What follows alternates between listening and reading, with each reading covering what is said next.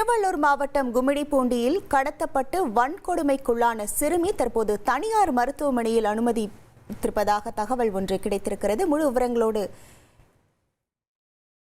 இணைகிறார் நமது செய்தியாளர் சாமிநாதன். வணக்கம் சாமிநாதன். தற்போது சிறுமியின் உடல்நிலையானது எவ்வாறாக இருக்கிறது? முழு விவரங்கள்.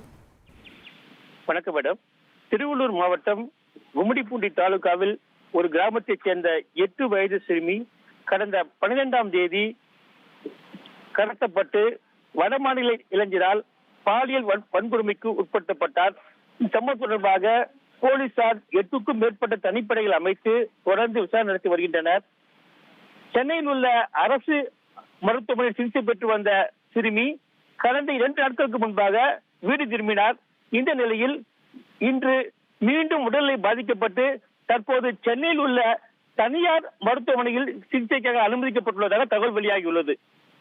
உங்கள் விவரங்களுக்கு நன்றி.